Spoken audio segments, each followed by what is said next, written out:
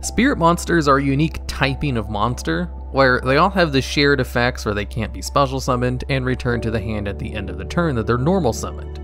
And at number 10, we have YuGiOh. This is a level 1 monster that allows you to special summon any level 1 monster from your graveyard when it's normal summoned. But that card is banished when this card leaves the field, and of course this card returns to your hand during the end phase like all spirit monsters. This card is kind of a good example of how being a spirit monster can be kind of beneficial, even if they do have that negative effect where they don't stay around very long. Because this card was used back in the day with Mystic Piper, which is a level 1 card that allows it to tribute itself to draw 1 card. And if that card you draw is a level 1 monster, you get to draw 1 additional card. And there were a lot of level 1 monsters that could prevent battle phases, like Swift Scarecrow or Battle Fader. So if you just use YuGiOh every turn to bring out Piper, it would let you draw 2 cards if you had nothing but level 1 cards in your deck, and you essentially could just go +2 every turn, while using up your normal summon, of course. It was never a competitive deck though, just a really good interaction with YuGiOh. It was also more commonly used to go into synchro plays by bringing out a level 1 tuner, or by going into rank 1 monsters like Ghost Trick Dullahan, although this card does require normal summon and it doesn't give you that much combo potential. But if you really need a way to bring out a level 1 monster from the graveyard, YuGiOh is a really good way to do it. And at number 9, we have Asura Priest. This card has the effect where it can attack all of your opponent's monsters once each. Now, generally, an effect like this is only attached to hard to bring out monsters, which Asura Priest kind of fits with it being a spirit monster and all of its restrictions. But since this card is level 4 and has a decent-ish attack at 1700, it actually saw competitive play in the past, because the ability to attack all of your opponent's monsters without restrictions is really good, if you're able to give it any kind of attack boost, like Mage Power, or Honest, which is an incredibly powerful attack booster card which used to be on the ban list for being so good. That gives a light monster an attack boost equal to the attack of a monster it's battling until the end of the turn. And since Asura Priest was a light monster, a single Honest in the hand could allow you to attack over all of your opponent's monsters, as long as you just attacked into the strongest one first. And this combo would still be even good today, and could honestly probably win you the game, with a single Asura Priest normal summoned with an Honest being activated on a full board of 6 monsters. I'd assume the only problem would be, if you were trying to pull off something like this against a board full of 6 monsters, Asura Priest wouldn't stay around very long, and Honest would probably have been negated if you tried to use it, but that's kind of how competitive Yu-Gi-Oh works. But if you ignore negates or spell speed 2 disruption effects from your opponent, this old school combo could still be really good even today. And at number 8, we have Yamata Dragon. Now, this is a level 7 spirit monster, which is kinda special since even the high level spirit monsters have the same restriction, where they cannot be special summoned and returned to your hand during the end phase, which means you have to tribute summon it to bring this card out, which only stays around for 1 turn. And if you're going to go through all that effort for a strong monster that only exists for 1 turn, it better have a good effect, which Yamata Dragon does have. If this card inflicts battle damage to your opponent, you get to draw until you have 5 cards in your hand. So, if you have no cards in your hand, this card allows you to go +5 in card advantage, which is super good, and the reason why this card saw competitive play back when Dragon Rulers were around. And another distinction about spirit monsters is that you can normal set them so that they're face down and they'll stay in the field until they get flipped up, in which case they don't return to the hand until the end of whichever turn they're flipped up in. And Yamata Dragon also has a really high defense at 3100. So if you just sent this card from your hand, waited for your opponent to attack into it, and then they took battle damage, you'd still be able to activate its effect. And since Dragon Ruler decks both like the fact that it was a dragon and fire attribute monster, and that the deck definitely liked to draw 5 cards, it saw some play in that legendary deck because they didn't really use their normal summon, and they easily got out the required tribute fodder with all their special summons. So it just kind of really fit into that deck pretty easily, of being the perfect type and attribute, where they could basically just pick whichever normal summon gave them the best possible effects and play it, even if that card was a spirit monster. And at number 7, we have Aratama. Now, this is the spirit monster that basically lets you search out all the other spirit monsters, as when it's normal summoned, you get to add any spirit monster from your deck to your hand. So basically, if there's any deck that plays spirit monsters, there's a good chance they would also play Aratama, Although, since the card did also use up your normal summon, it was kind of hard to combo it with other spirit monsters before the ritual ones were released. So, some of the best combos were basically just to be brought out after Nikitama, which would allow you to normal summon an additional time, which would then allow you to also add a card from your deck to your hand, and then go into a rank 4 monster or something, as that's definitely one of the best ranks to go into.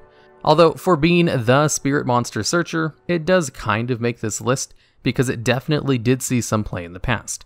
However, Spirit Monsters kind of need their normal summon, so it honestly wasn't as useful as you might think. And at number 6, we have Dark Dust Spirit.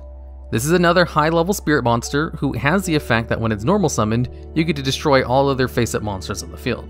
So it's basically like a dark hole for face-up monsters, and was actually a pretty good addition to Monarch decks back in the day, since Monarch decks used to be reliant on one tribute summon with level 6 or lower monsters, and they were all about gaining advantage from that one tribute summon. So Dark Dust Spirit really fit the whole theme, as it also required one tribute, and could destroy way more monsters than any Monarch could. Although it had that pesky little restriction where it returned to your hand during the end phase, and it was slightly weaker than Monarchs with 200 less attack, which really wasn't a big deal. The big deal was the fact that it would destroy your other Monarchs if you used them while they were out. So, the general strategy with Dark Dust Spirit was to only use it if you had no other monsters out, and then you just kind of saved it in your hand since it would return, in case you needed to use it later on in the duel. Or if you just weren't drawing any other Monarchs. Although in the new wave of Monarch support, when they started relying on the vassals and their specific spell and trap cards, they no longer use Dark Dust Spirit, so it kinda got left in the past along with Light and Darkness Dragon. Those two cards used to be synonymous with Monarch decks, before Monarchs were given a whole bunch of new support. And at number 5, we have Tsukuyomi. This spirit monster used to be on the limited list for a long time, because its effect was thought to be so good in the early days of Yu-Gi-Oh! Where when this card is summoned, you get to flip one monster on the field face down. So basically Book of Moon. And here's the thing of the time period this card saw the most amount of competitive play. Cards like Magician of Faith were banned at that time for being too good, which is currently an unlimited card and sees absolutely no competitive play. And Tsukuyomi used to allow you to reset your flip effect monsters to use their effects again. And since it was a spirit monster and returned to your hand, you could use it multiple times during a duel to reset flip effect monsters to gain their wonderful effects. And that's not all. It could also allow you to flip down one of your opponent's strong monsters, so that you could beat over it by battle easier, as most strong monsters with high attacks have low defense, like Summoned Skull for example. And this card continued to see competitive play all the way until the Dragon Ruler era, where this card was still being played alongside cards like Blaster or Tempest. And since, like I said a little bit earlier with Yamata Dragon, that deck didn't really need their normal summon, so they could definitely experiment with spirit monsters whose normal summon they could use every turn no problem. Although when the card was unlimited from the ban list, that's kind of when it stopped seeing play, ironically.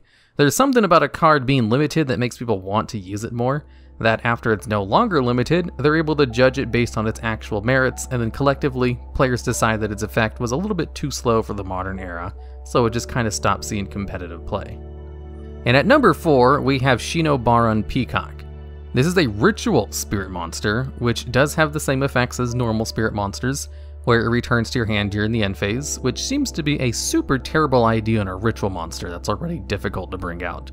But just like with the other spirit monsters, they kind of gave it really good effects to justify its drawbacks, where when this card is special summoned, you get to return 3 of your opponent's monsters back to the hand. So it basically has a Mistworm effect, which is a good level 9 synchro monster, which is balanced by requiring 3 monsters as materials. But Shinobaron has a higher attack and has 2 other effects, where after you return cards, you can then special summon any level 4 or lower spirit monster from your hand, ignoring its summoning conditions. Now, a lot of spirit monsters gain their effects when they're normal summoned, so you're kind of limited in which cards this is actually useful for. But a distinction this card has is that since it gets a spirit monster on the field outside of a normal summon, it won't actually return to the hand during the end phase, since most spirit monsters have the effects that say they're only returned to the hand during the turn that they're normal summoned or flip face up. So if you get Amano-Iwato on the field, you can basically lock down monster effects until your opponent's able to get rid of this card.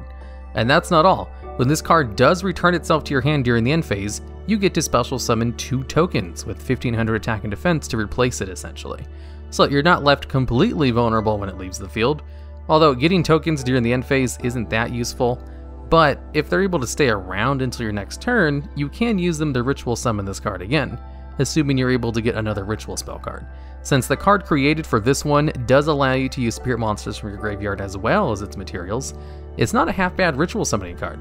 And the effect on this one and the other spirit ritual monster, which is able to target spell and traps and special summon a spirit monster from the deck, they actually saw competitive play together. Granted, only one person has topped with the spirit deck using the ritual spirit monsters, but he's topped multiple times, and that does count as a deck seeing competitive play. And at number 3, we have Kai-Den Kendo Spirit. This is a pendulum spirit monster who doesn't actually have the limitation where it can't be special summoned, and even has a really good pendulum scale at 9. You see, normally when a pendulum monster has a scale that goes above 8, it has some kind of limitation to it because that allows you to go into high level monsters too easily. But this one kind of has a good pendulum effect instead of a restriction, where if a monster is pendulum summoned, you get to return this card from your pendulum zone back to your hand, which frees up the pendulum zone for other monsters that might be part of the pendulum archetype. And because of its excellent pendulum scale number, and an effect that synergizes with pretty much all pendulum decks, this card actually has seen a lot of competitive play in pendulum decks. And it also has a decent monster effect as well, where when this card is normal summoned, you can choose one card in your pendulum zone to send all cards in the same column as that card to the graveyard. Well, I guess that's not super good, but it can situationally get rid of monsters or spell or trap cards, or your opponent's pendulum scales if you happen to be facing another pendulum deck.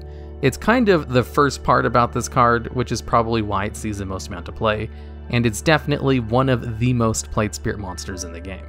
And at number 2, we have Amano-Iwato. This is a level 4 spirit monster, which has the effect that while it's face up on the field, monsters cannot activate their effects except for spirit monsters. Now, what's great about this monster's effect lockdown is that it affects monsters everywhere and not just on the field, which means it stops hand traps and graveyard effects. It also has decently high attack for a level 4 monster at 1900. And since it's such a good monster effect lockdown, decks that would play this card would sometimes play copies of Forbidden Chalice just to negate the effects of the Amano-Iwato during the end phase, so that it would stay on the field basically permanently, as it only tries to return to the hand during the turn that it's summoned or flip face up. And it's pretty hard to beat over a monster with 1900 attack when you can't use monster effects. So it was kind of a soft lockdown for decks that relied on spell or trap cards to do most of their heavy lifting, and could afford to also turn off their own monster effects, as it did also prevent you from using them as well. This card was also incredibly good in Duel Links, with an unintended interaction with a previously broken skill. You see, the character Taya has a skill called Duel Standby, which originally allowed both players to start with one extra card in their opening hand. And this was such an incredibly powerful skill that it allowed a whole bunch of FTK burn decks to exist. So they thought to nerf the skill by also giving it a little restriction, where in addition to its past effect, you also could not activate card effects during your first turn. So what this led to was players using Amano-Iwato and taking advantage of what was supposed to be a negative effect in order to get this spirit monster on the field and have its effect that returns it to its hand never activate, which meant you basically got a free Amano-Iwato on the field without having to use Forbidden Chalice, while also getting the excellent effect of being able to draw one extra card. And this was enough of a problem where the skill got nerfed for a third time, where they added an extra restriction where you also can't normal summon on your first turn either, in addition to the fact that your opponent gets to draw one card and you can't activate card effects, which is kind of hilarious that a spirit monster was able to take advantage of the effect of negating your own monster effect to such great advantage. And at number 1, we have Yata-Garasu, the only spirit monster that still exists on the Forbidden list.